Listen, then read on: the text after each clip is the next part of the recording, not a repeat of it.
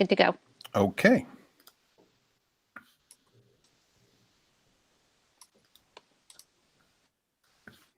Okay, welcome to WeHa.com's weekly roundtable. I'm John Lyons, joined by the managing editor of WeHa.com, Ronni Newton. Tonight, we have two guests who were integral in the passage of some of the most important town legislation to be passed in decades. For years, future pension obligations for West Hartford have been an albatross to the budgeting process. West Hartford faced an uncapped and uncontrolled potential out-of-control pension cost over many years. The potential was for this to wreak havoc on the budget and result in higher taxes for the community, drive away business and industry, as well as lower the standard of living for town residents.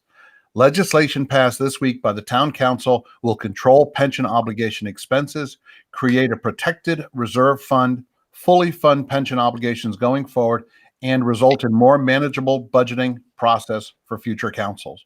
Tonight, we welcome the architects of this plan, Mayor Sherry Cantor and Town Manager Matt Hart. Thank you both for coming on. How are you? Thank you, John. Good. How are you? Doing great. Thank you for having us. We gave you the big introduction. Now you got to live up to it. So, Matt, why don't we start with you, because we have a lot of questions for Sherry regarding budget and policy later on in the show. So we're gonna pick on you here a little bit. Tell us a little bit about, first of all, what is it? Let's start with the building block. What's a pension obligation bond, and what does it do? All right. Thank you, John, and thank you so much for having us on this evening. So, a pension obligation bond, it's a debt instrument that can be issued by a municipality, a county, or a state government, and it is a commitment. It's not issued by the pension board per se, and sometimes that's a confusing point for people. It is a commitment. It's a firm commitment that the municipal or state government is making.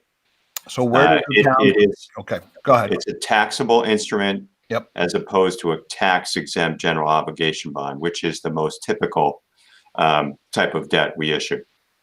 So why go with a taxable instrument when you could have gone to a tax-exempt instrument, number one, and where does the money come from?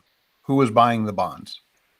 So we could not issue a standard general obligation bond for this purpose. You know, this process is controlled by state statute, and this is the only type of bond we can issue to fund the pension in this manner. So there's a market of entities out there that will look to purchase this at a competitive rate. You know, municipal bonds of all types, general obligation bonds, as well as taxable bonds, you know, they're very desirable instruments because we're a very secure creditor. You know, they know where we are. They know we're going to pay. So there's a pretty significant market nationwide and internationally available for instruments like this. So I guess let's go back. Let's back up. Mayor Cantor, we'll head over to you. I mean, you mentioned this initiative of yours to me probably 5 years ago. I know it's been on your radar. What got us into the situation that you decided to take the town in this direction? What caused it? Well, I chaired the Finance and Budget Committee for the last 15 years. And so I know all the elements of the budget and what drives the budget and what the challenges the town was facing each and every budget, and then looking into the future and what those costs were going to do. Some you can see and some you can't see. And for the pensions, we saw a pattern of this, the AADEC, the actually determined employer contribution, going up every year. And we weren't really making progress on our funded ratio. And as we started to look at the funded ratio and we sliced it and cut it, and I feel like we really did that cross section of, okay, what's in this thing? And we did change benefits from 2006 on. That's been a continual process where we've negotiated changes. So the normal cost, the cost of current employees in the future, those costs have gone down. But the past service cost, which is the cost of employees that have long retired or employees that are still employed but are under contracts that they've had for 10, 20, 30 years that are older than 10 years, actually. They're in that past service cost bucket. And that bucket, thank goodness people are living really long lives. As Ronni and I know, we have elderly parents that, I'm sure when their employers develop their retirement plans, they never expected those employees to live so long. So, so lots of reasons why that past service cost has continued to grow. The reality is it's really put a ton of pressure on our budget year after year after year. And I said this, in 2003, the contribution to the pension plan was $1.3 million. Today, it's $27 million. So the rate of growth on that, and it's not like, okay, now we're topped out and now we're going to start going down. We're 41% funded, under 41% funded, and those costs continue to go up. And we were projecting costs before mortality tables changed again, as the actuaries advised us to do, because we're very upfront and want accurate information. We were projecting numbers that were really rising at a pretty rapid rate. And there were annual contributions approaching over $50 million that we projected. So we have to do something. I shouldn't say we had to do something. We wanted to do something to prevent this from being an increasingly stressful situation for the finances of West Hartford. So has West Hartford been paying into its pension plan all along? Like how did this volume or this level of unfunded liability accumulate? So I have payments going back to the mid 80s. I have a record of we were making payment contributions, the employer contributions. At that time, it was called the ARC, required contributions. And that ARC was about $1 million. And then in 1988 or 9, it was $200,000. And then West Hartford, in the 90s, as some of us remember, there were double-digit inflation and returns. The returns it was a high inflation, 17% returns. And it was really a very unique time. And a lot of pension plans became overfunded. Many plans knew that wouldn't continue. I don't know why West Hartford did not make payments, but they didn't. They were over 100% funded and for the past service costs, and no payments went into the plan for 12 years. And that really, just think about a savings account that you think of a kid's college account that you put money in, and then the market goes crazy and you're making great returns, and you doubled your money, you tripled your money, and then the college comes and you're pulling out that money for kid one, year one, and then kid two, year two, and then kid three, and then the second kid comes along and you put nothing in. Money's not going to be there. So that's kind of what happened. And at the point where interest rates started to modulate a little bit, it was clear that contributions were needed. And but it did permanent damage to the health of the plan. And I'm sure if the councils in those days had updated mortality tables and knew what was coming, they would have handled things differently. But they didn't know. And we have much better modeling abilities now, so much better, of running so many different scenarios. I don't know about you, but I remember those computer cards. The modeling were just not, it just wasn't as easy to do the analysis that we've been able to do and the stress tests we've been able to do on this pension and looking forward. And we weren't the only municipality to make that mistake either. It was, unfortunately, when pension plans, when they were over 100% funded, when they rose to 110, 120, 130, what have you, it was hard for legislative bodies, and sometimes even folks in my position, not saying that that's what happened here, but to look at a pension holiday in order to provide tax relief or in order to help resolve a collective bargaining agreement. And those are things you can't do, as the mayor said, because the ripple effects, the downstream effects are very, very significant. So let's try to provide a visual, A and B, if you can. Let's first, and Matt, I'll direct this question at you. Let's say this legislation had not been offered or not been passed. Nothing was done. What would have happened? When would it have happened? And would there have ever been a downside on the back end where these crazy increases in the budget started to decrease? Yes. So, the path we could have continued on is the path we've been following for the past decade or so, where we continue to make that ADEC payment. We continue to negotiate changes to the pension plan design, but the real liabilities here, as the mayor talked about at the beginning, are the unfunded liabilities, the past service costs. So our ADEC would have continued to increase on an annual basis far in excess of the rate of inflation. It's approaching 30 million now. It would have gotten to 35 million, 40 million, 50 million within 20, 25 years. I think at between 25 and 30 years, it would then eventually start going in the opposite direction. Okay, so let's talk about for decades, we would face this cost escalation. Okay, so as long as those people continue to live, is that kind of the way to look at it? the legacy employees? It's not just tied to mortality. That's a part of it. It's having to catch up to that unfunded liability. That's the big driver. So now the legislation has passed. We're going to move forward with the bond offering. So now walk us through what happens.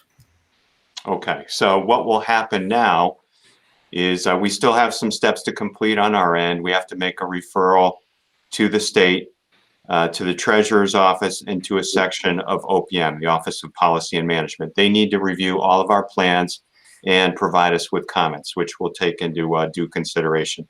Assuming that all goes fine, we'll go to market this spring. We'll sell the bonds in the March, April timeframe. The bond proceeds themselves will be deposited into the pension trust, and the pension board, with the advice of our pension advisor, is going to be very careful to manage the investments using a dollar cost averaging method to really to spread the risk over a period of time. But what we're going to have going forward is we will have a fixed payment. Our estimate right now is about 22.9 million.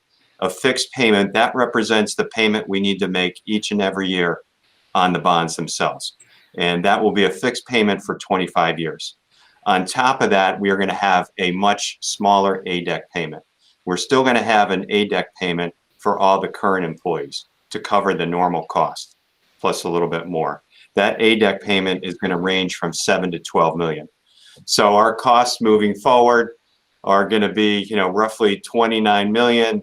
They may get to approaching 33, 35 million, depending on where that ADEC goes, but it'll be much lower and much more manageable than approaching 40 million or 50 million. So and this was one of the questions I had watching the hearing the other night.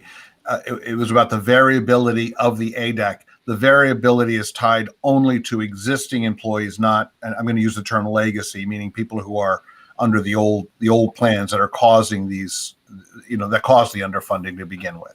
Yeah, it's not exactly that clean. The ADEC is limited to the normal cost plus the what we have funded thus far, the percentage of the funded liability. But we can only use the pension bonds under state statute. They only cover the unfunded liability. It's limited to just that. And so our forecasting is showing in 25 years, that liability will be behind us and we'll only be paying ADEC on current retirees, current employees. Correct. Okay. So what do you know what that means to the budget in 30 years? I mean, one of the things I'm so impressed about with this plan is how forward-looking it is. I've met few politicians who are forward-looking. In fact, some today are backward-looking in my book. And this is such a forward-looking plan. I've never seen anything like it. So, and Mayor Cantor is not thinking about, the municipals this year, the municipals in 2 years. She's thinking about the elections that are going to be happening in 2032 and 2034 and the town at that time. Where is the town going to be in 30 years? We ostensibly we've paid off the bonds. Hopefully we've managed things well. We haven't talked about the safety fund, but we've got a good chunk of money hopefully sitting in that fund that's being created, which I'll get into in a minute. Where's the town going to stand at that point, Matt? Have you run models that far out? Yes, our actuary has, and there's a whole series of them, but one which we think represents a number of scenarios. What I'm seeing here in the year 2046 is that we would be looking at a payment. 2047, we would be looking at a payment of roughly 10 million on that ADEC payment. In today's dollars. Correct. That's incredible. And at the end of that period, and you're going to talk about it, but the most unique aspect of this financial arrangement is that we are establishing a pension reserve fund that is going to protect volatility, but we do believe can offset future pension payments for a number of years. And so we are, I think, giving our future councils, your daughter, John, when she's mayor, yes. will potentially be able to decrease. Can you imagine? I mean, really, the pressures on the budget will be so much more manageable from this at that time. Who knows what the other, the other demands on the budget will be. But from this, we have, provided a level strategic plan to deal with an issue that really has put a lot of stress on our budget over the years. Yeah, if I could elaborate on the mayor's comments there. I think the reserve fund was a real game changer here, coming up with that idea. Because one of the concerns with issuing pension obligation bonds is what if a change in market conditions really drives up that remaining ADEC that you're still going to have on an annual basis. So we're going to fund. Let me interrupt. Go ahead. So viewers can relate, because even I'm having trouble wrapping a game changer. What could impact it is a cure for cancer. Is that correct? Something that's going to significantly increase lifespan. Am I understanding that right? No, I was talking more about market volatility. Oh, you're talking Like about if stock the market. economy falls apart. Okay. Correct. Okay, Correct. I'll come back to that point then. So this is a level of insurance, if you will. Okay. So the 27, roughly the 27 million we would plan to contribute, that we would plan to pay in the form of the ADEC payment next year, we're instead going to deposit that into this pension bond reserve fund. And that was created in the form of an ordinance with some real protections. It can only be utilized to pay increases, annual ADEC increases in excess of 5% or more.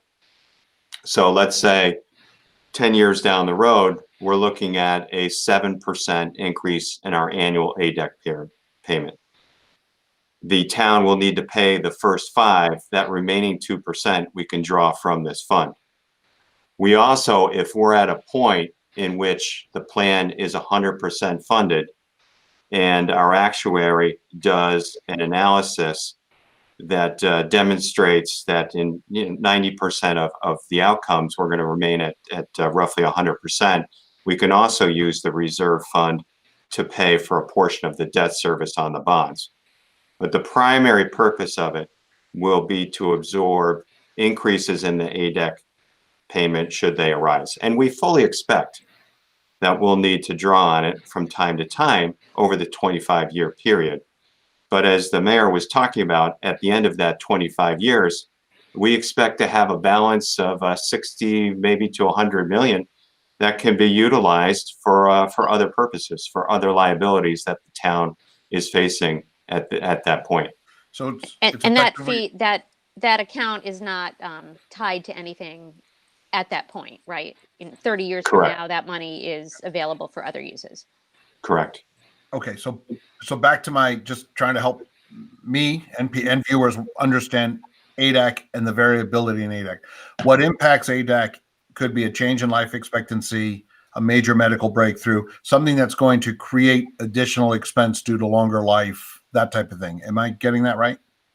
Yeah, also plan design, depending on what changes we make to the pension plan in the future, that would impact it as well. Yeah, if there's some, The yeah. benefit levels. Okay. Salaries will impact it as well, because to a large extent, pension benefits are linked to salaries and compensation. All right, Ronnie, sorry, I've been running with all the questions. No. I've spent a couple of years studying this. Really, I talked to Sherry and Matt about it. I don't know, it was 2 years ago at least. So it took me that many years to really feel like I have a good understanding of this. But so here's a question: why haven't other towns done this? West Hartford's really the first one to come up with this type of a plan, aren't we? Well, we're in a unique position, being a AAA bond rated community, being able to borrow at a lower rate than many communities can borrow, and being underfunded. So to have those two dynamics, a lot of communities don't have those two elements. Either they're lower rated and they have, a higher underfunded, or they're better funded and they don't need to borrow money to make ends meet, or wouldn't necessarily look, not should take ends meet, to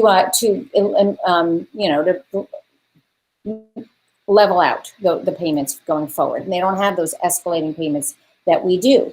So, but I do think a lot of municipal plans and state plans have not updated necessarily their mortality tables or their discount rates in the same way.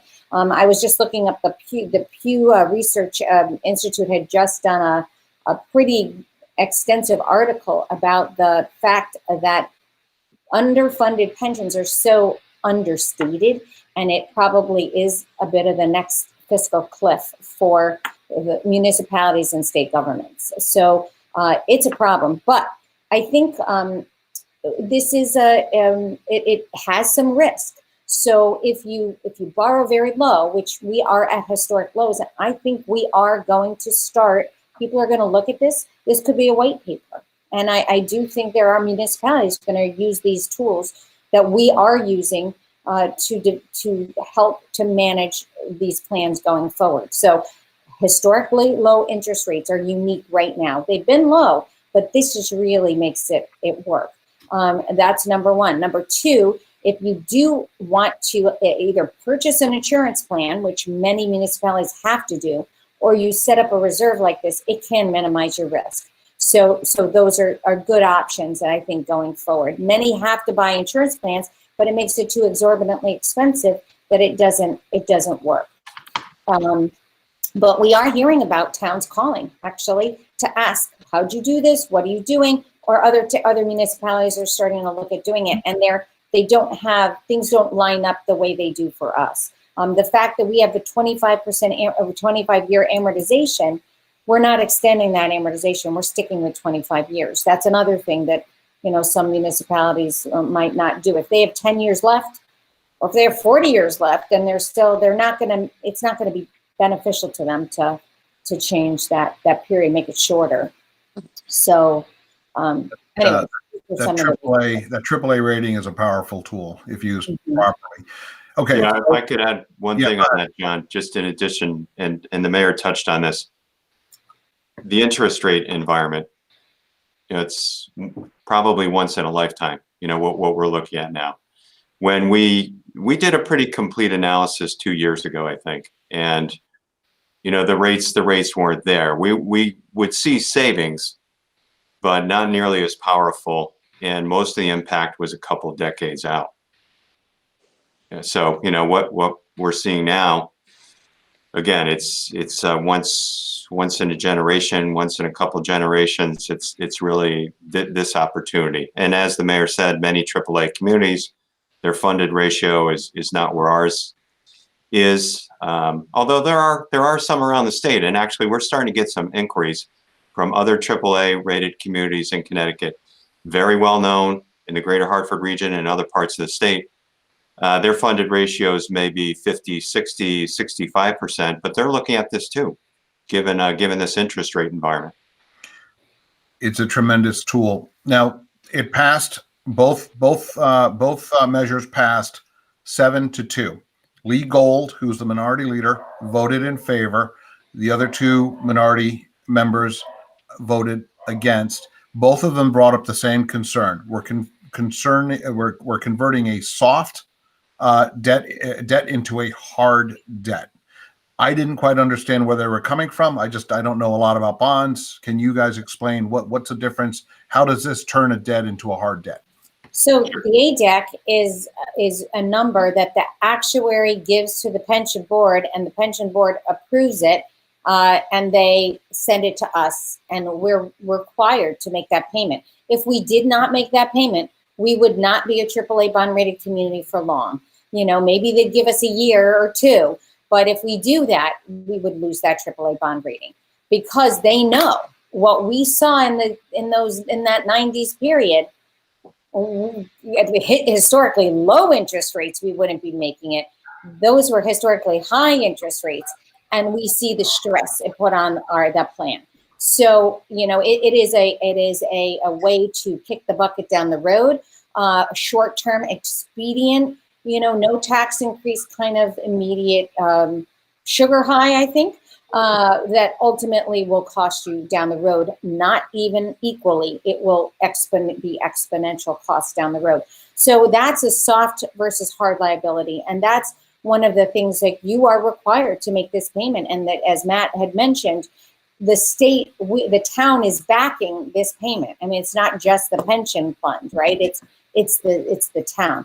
So, and that's one of the reasons why we can get such a favorable rate. But it's really, you know what, it is a liability. It exists whether we put our head in the sand and say, we're going to take this, we're not going to pay it or not. It exists. And if we don't address it now, we're handing a real problem for the community down the road. I care too much about this community to do that. And it would not be. And we have been so diligent about making those in really hard years. 2008, we had to cut some positions. Yep. And we made our pension payment. And I just want to minimize that going forward, because, and this, I think, it has the plan to meet those elements of easing that stress, but meeting those really important obligations. The full faith and credit of the town, of the community. Correct. So I'm a resident here. I believe in West Hartford. I want to invest in the community. Can a guy like me, can a resident, a citizen, buy West Hartford bonds? And how do they do that? Well, with these bonds, go ahead, Matt. You can explain how that bond, when you go to market. Well, we're going to have an underwriter with some number of bidders, so you need to follow the sale and connect through whoever you're using right now to utilize your investments. But we'll primarily see institutional investors in municipal bonds, including instruments like this. But there are ways in which individual investors can get involved as well. I would never have thought about asking that question, John. You know what? I believe in the markets. I'm a strong, people who know me know I'm a strong believer in the markets. Don't buy GameStop if you have it, solid. Yeah. But, there's my plug for that. But Reddit. Bonds are, yeah, exactly. Bonds are an amazing tool, and not a lot of people understand them. And to be able to invest in your community, I believe at a consumer level, it is triple tax free. It's at least on some level tax free. I don't want to get myself into trouble, but I certainly would, love to make an investment in the community. I'd, buy a bond or two. But anyway, so I thought I'd throw it out there. So talk to us about, I guess, Matt, while we have you, anything else relating to the bond offering? Any other things to talk about on this issue? Again, I think it's just a very, very strategic move on the part of the town. And, I do want to credit the mayor for bringing this idea to us. And it was something we reviewed in a very careful and thorough manner.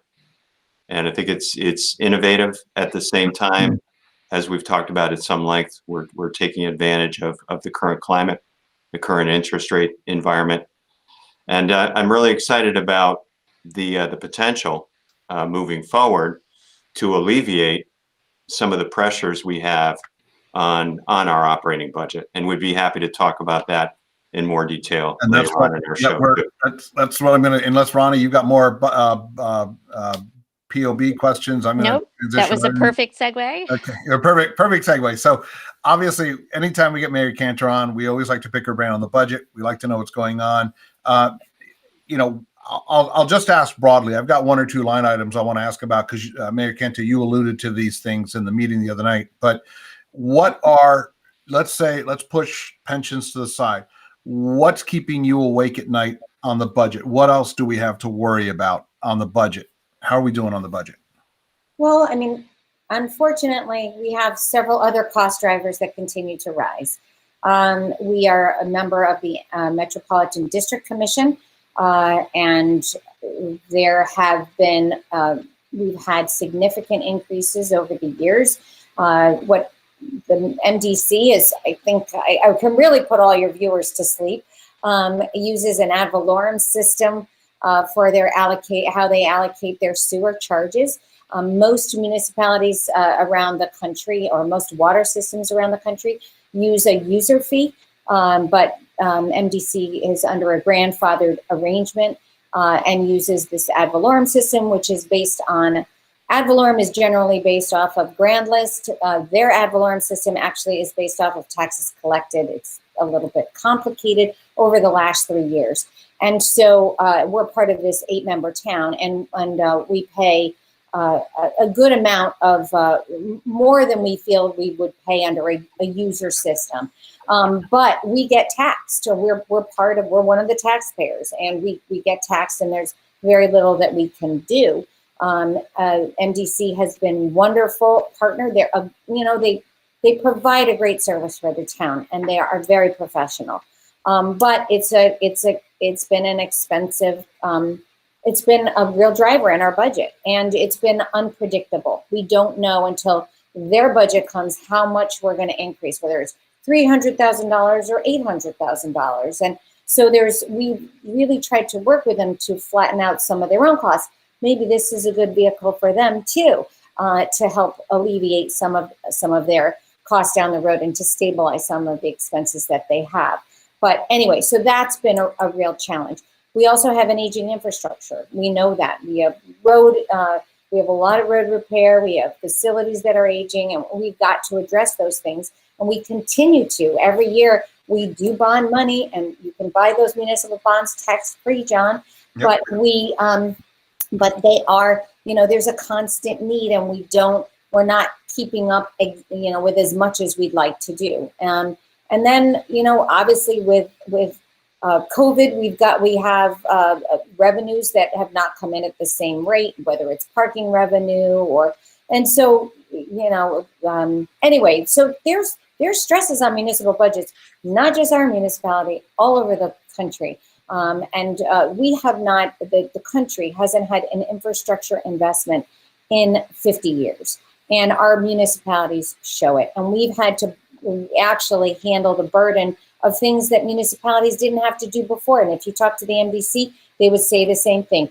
We used to get federal help for those major infrastructure improvements, and we don't now. And to have a property tax structure that handles multi-million-dollar improvements is really challenging. And how wonderfully diverse and the needs of all of our residents, and they are expansive. You can't do it when you're asked to do all of this too, keeping up with older schools, and the state has come down on their bonding too for school improvements. So it's this sort of this mix of all we have to handle. And again, using the property tax structure that Connecticut has, especially in Connecticut and Massachusetts and New Jersey probably being the top three, although we're up there now, I think, as two on property tax. We're asked to handle a lot under our property taxes, and it's just, I think there is going to have to be some change to that down the road. Yeah, if I can just add to the mayor's very good overview. Looking at how we finance local government here in Connecticut, I think that's part of the challenge. So each and every year, our semi-fixed costs, they tend to increase faster than the rate of inflation. And generally, especially in a fully built out community like West Hartford, expenditures outpace the increase in property tax, the growth in the grand list. So what are some of the key drivers? We've talked about that already. The pension payment being a very significant one over the last decade or more. The mayor talked about the MDC, although we're both very grateful that next year we're not going to be looking at an increase in the tax that we need to pay to the MDC. And, we want to thank them for that for next year. Health insurance is something that typically rises much faster than the rate of inflation. The mayor mentioned infrastructure needs. That's something that does keep me up at night, thinking about stormwater. And then waste management is another thing that I was going to hit on. That's a big issue in Connecticut right now. So the property tax, one of the benefits of the property tax is it is stable. It's generally stable, especially in a community like ours. But the growth in the grand list generally doesn't quite keep pace with the growth in our fixed costs. So we're always looking at how we can better control those cost drivers, or find ways to grow the grand list in a sustainable way. So and the grand list, which was reduced, or which was released just today. I have not seen today, so I look forward to that. But let's talk about. I'm sorry. It's breaking news. Yes, it is breaking news. I'll look for Ronnie's story tomorrow on it. She'll be up till 2 a.m. writing it if I know her. No, I already wrote it. You already wrote it? Okay, maybe right before tonight, this. So, all right, let's talk about trash, because that's what I was alluding to, Mayor. That's another driver. When you brought it up in the meeting the other night. It's obviously a major budgetary concern. My understanding on the recycle side is we were being paid for recycles 10 years ago, and now we're paying a whole lot of money for recycle. So it's a problem on both ends, recycle and refuse. Is there a thought of going back to a private, taking it out of the town's hands, putting it back in the citizens' hands the way it was up until about 2006 or 7? Like, how are we going to deal with this? Well, and what's going on with it? So our public works director, Matt, I'm sure will have more to say on this. He has been talking and singing this song for years now, that this is coming, and we better be open to thinking about how we handle this. So we have a contract right now with our tip fees. They're going up about maybe 20%. I think that's a little over 20, maybe 25%. Would you call it a tip fee? Tip fee, yeah. Which is based on weight. And so we're paying $74 a ton, and it's going to go up to in the mid 90s. Literally what we're charged for tipping the truck into the waste stream. Yeah. And again, recycle. We have obviously the transportation fee, but that's fairly steady. So, it can go up, but it's really the driver of that cost is the weight of the trash and the tipping fee that it costs to get rid of that trash. So we want to take things out of that solid waste stream as it continues to go up and up and up. There's an environmental reason, and then there's an economic reason. And then recycle, we used to be able to sell our recycles. And I think the last year we got a check, was a little check, but it was still a check. And now we have to pay in the tune of also $70-ish a ton for recycle. Recycle tends to be lighter material. It's not, glass isn't necessarily, but we are now paying a lot of money for our recycles. And it was a lot of the change driven by the China market and just the marketability of recycles. And so the whole state, our whole region actually is really in crisis. The Northeast, and I would probably the whole East Coast, but the Northeast especially, because we're a pretty dense area, and there's nowhere to put. There's very little way to get rid of trash, and the highest driver of weight we had yard waste was a driver, but the biggest is food. And so, how do we get food waste out of the stream? And that's the way we're going to really save money to take, and it will save money on the tip fees. I'm not sure it will save money on getting rid of the food waste, but it will at least stabilize and let us control. I have Blue Earth. I don't know if you know that. It's a subscription service that I get to compost, and I put in food scrap in there, and anything, he said, anything that grows can go in there. It was a West Hartford, a young man from West Hartford who, and Hartford, they partnered to develop this business. And many municipalities have this kind of a model. My kids in Boston have it, and my kids in Chicago have it. And you can get your compost then dropped back off. And you can, but this is kind of a way to get rid of some waste.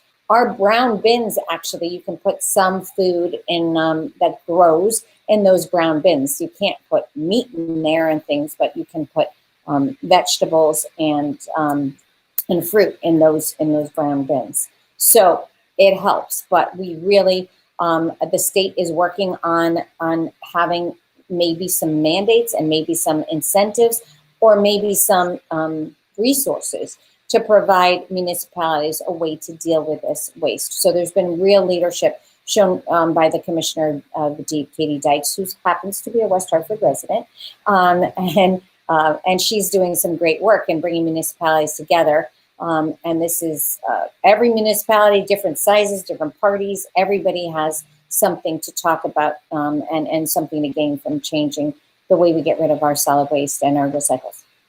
So, Matt? Yeah, there's one or 2 points I would add to that. Thank you, Mayor. And I also want to thank Commissioner Dykes for doing I think, a tremendous job in building this coalition and bringing it together, bringing people from across the state together.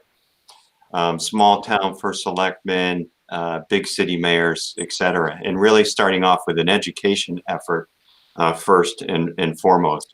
So as the mayor talked about, we're looking at ways in which we can reduce municipal solid waste. The acronym is MSW.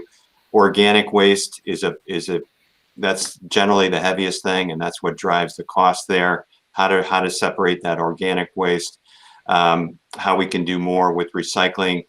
But then another component is what's called extended producer responsibility, or EPR.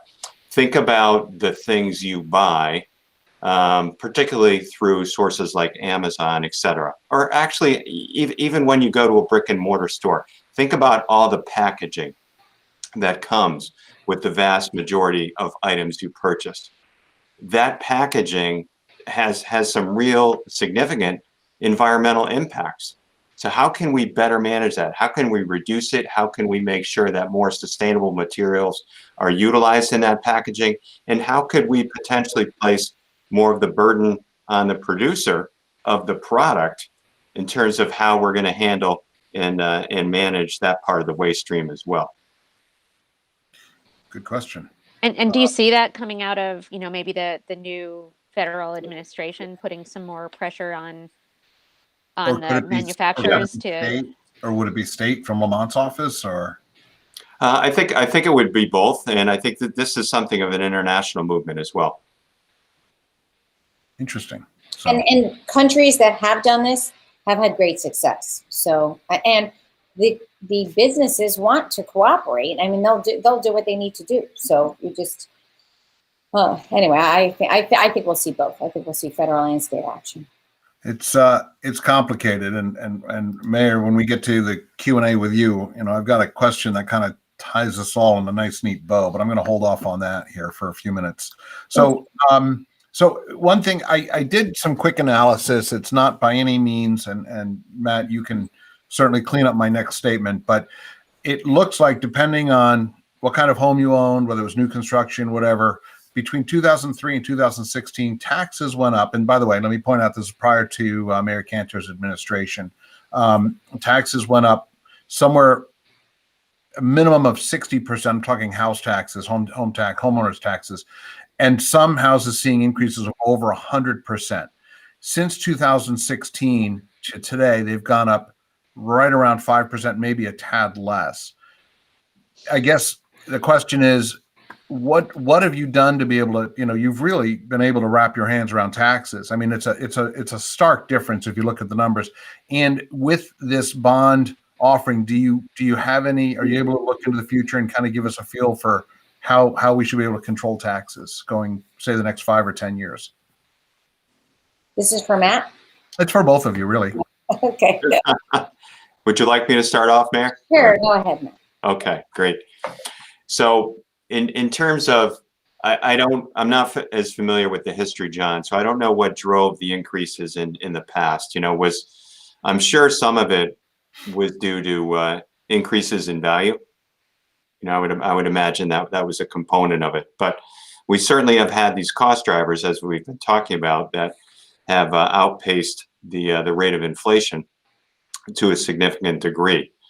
I think moving forward, obviously we're a large majority of our fixed costs, whether it's employee compensation, what have you, we're going to continue to see increases, but how do we scale them down a little bit so that they're, excuse me, a little bit more manageable?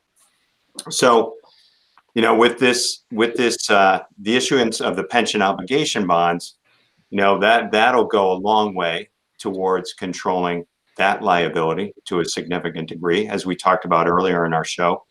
We're also doing some good things with employee health insurance. I expect we're going to have very good news on that in the coming months. We've got good news from the MDC for next fiscal year. Waste management, that will be a driver we are going to have to deal with, but hopefully, working with the state, we'll be able to realize some success there within a year or two. So I think that's going to be the continued game plan, is focusing on those half a dozen or so major cost drivers, and how can we bring the annual increases down to a more manageable level. Fortunately, West Hartford, and we've seen it this past year, even in the course of this pandemic, we remain such an extremely desirable community, especially as a residential community, and for businesses too. But home sales, I don't have handy statistics with me here tonight, but anecdotally, the market, the real estate market, is performing very, very well. And our homes are holding their values. We are in the midst of revaluation now. That will come out in October of 21. We'll be releasing that list. But what I think you'll see is that residential properties, and I think to a large extent commercial properties, will have held or gained in value, and that's a testament to the desirability of our community, the programs and services that we provide, and how we manage our financial affairs. So, John, your question, there's so much to it, and it's so not simple. And actually, if you look at 2011 and most individual property tax, if you held everything the same with values, the taxes have not changed that much, actually. It's more like in the 10% range in 10 years. If you think about what costs have gone up 1% a year. I mean, it's that doesn't happen that often. But the biggest driver of our budget is our schools. And so, that a lot has changed in education, and education is not easy. And it was very different when I went to Hall High School. We were number one in per pupil spending, and our mill rate was in the 70s. Yep. Yes. I can show the chart if anybody wants to see it. I've got right. The chart. And yeah, I mean, people did pay a lot for, it was a big commitment. There were schools being built for every year for a number of years. And then there was a huge investment in the schools. So we are, I think you all know education, the government has put less money into educating kids that flows down to us. And the state also has been strapped and hasn't been able to make, we get a percentage of what our ECS funding should be. If we were fully funded on ECS, as our formula would dictate, we would be paying a lot less. Our residents would be paying a lot less in taxes. I'm not saying we're different than anybody in Connecticut, but Connecticut spends less per pupil than all of our surrounding states. But we have a great education system. And if we let our education system slide, there go property values, and there go all of the things that sort of this house that we built, this tower that we built, and we build on each other. Public safety, we've had challenges that we haven't had before, with 2001 and then horrible, obviously with school shootings. There, we've had to respond in a way. Municipalities have had to invest in ways that we really didn't think we'd have to in the 70s and 80s and 90s, and all that went into, and I talked about those drivers. The pension has been a driver. NDC has been a driver. We've been more on top of them the last 5 years. So I think we've been, that's, helped to level those out. But for a while, I don't think we really understood why things were going the way they were. So, but there's a lot there, and I could I'll give you a little data on the House front, because I checked with a friend of mine is the vice president of the Connecticut Realtors Association. We have under 45 houses not under contract for sale in the town of West Hartford. Typically, this time of year, the number is closer to 200. So there is something happening, and again, I think it's COVID driven. But we, a house goes on the market and it's selling in 3 days with 25 offers. So it's no question. It's been good for housing, and hopefully ultimately that's going to help our tax base as well. So Mayor Cantor, I'm gonna wade into a kind of a sensitive area here with you, but I'm going to ask you a personal question. How many hours a week would you say you're mayoring for us? How many hours? Yes. How many hours are you? Is that a new verb, mayoring? Yes, I decided to invent a new word tonight. So. Matt knows some. It's a lot. It's a lot. She's all in, and then some. I'm all in. And look, on a personal note, I credit you. I see it. I have enough interaction with you that I truly see it. And I really think it's contributed to this community just getting better and better. And taxes, you're all over the budget. And I think that's a big reason why we haven't seen the tax increases. I talk about big ideas, and you and I have had this conversation about, I want to know what each counselor's big idea is. Ronni and I talk about this, and I think so far it's been a great year for big ideas. Ben Winograd, who really, was the cornerstone of getting that accessory dwelling legislation passed. That passed. Obviously, we got the bond issue. We've got the pensions handled. You're working full time. One of my big ideas, and I've got a couple. I want to talk about them both tonight. Number one is, how come or shouldn't counselors be paid even a stipend for serving their community? And hear me out before you tell me no. Number one, you guys work awfully hard. I talk to virtually all of you, and I know how hard you work and the time and effort you put into the community. But I feel that being a completely volunteer position, completely non-paid, could help. It could hurt some potential candidates, particularly minorities. Absolutely.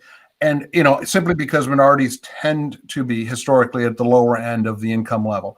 And I think we have a great council right now. This is not a shot at any single person on council, but I think if the counselors were to receive a stipend, if there was pay available, some sort of benefit structure available to them, I think it would, number one, broaden the pool of people who are active and in the process, which there's never enough of. And number two, if a counselor, felt they were financially comfortable enough, they could elect to donate it back to the town. They could elect to donate their income to food share. But I think it's something that's worth talking about. And I think, frankly, you've earned this conversation. Thank you. I take. We've had this conversation offline, I think, once or twice. But yeah, we have, and of course, it's not right. I am an older woman. I have 4 grown children. They're all done with college.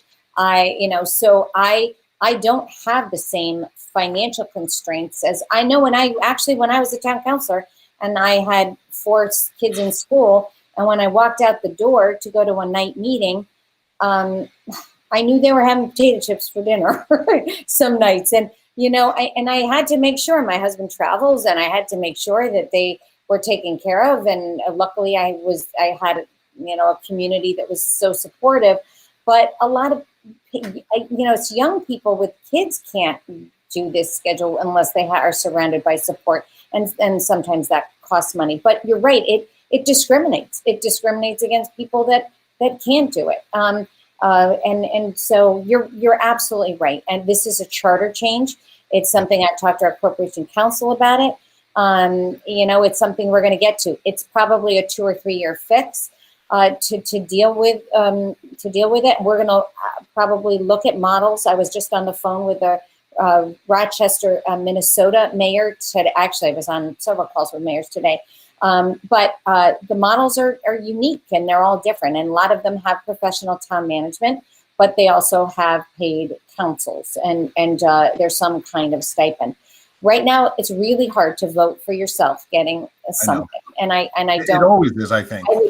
I would be out the door, and I would either donate it or whatever. But a lot of people can't, and then it might make them feel like that less, whatever. And you don't want to get into that. So you want a structure that's going to be sustainable and makes sense, and is going to be open. And we've got to think about things differently on inclusion, because we're not going to be the best community we can be if we're locking people out, and that's true.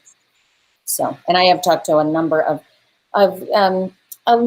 community members about this, and many of them want to serve, and they said, but there should be a stipend, and they're right. It's tricky because this started in my mind a few years ago as I was getting more and more active politically, and somebody asked me, hey, do you know anybody who would be, interested in getting involved, interested in town council? And I had a conversation with a very good friend of mine, and they asked, oh, it's volunteer though. I can't afford to, because I know I'd want to give the time. But it really struck me. The person was a minority. I don't even want to say the gender, much less who it was. But and it really struck me, because I think I stayed away from the word discriminatory, but it really is. And if somebody who's fortunate enough to have the income to be able to donate it back or give it to food share or do something good with the money, that God bless them. But so. Ra, let's push that one. So, Ronni, any questions? I got more questions here. Well, so one thing, just real quick, and maybe it's something you can just talk about very briefly. The West Hartford Police West Hartford Police Department has recently formed a partnership with Interval House to kind of combat the. Oh, am I muted? No, and it was a bad. It sounded like a bad connection. It was like. So West Hartford Police have formed a new partnership with Interval House. Can you talk a little bit about what that could mean for the town?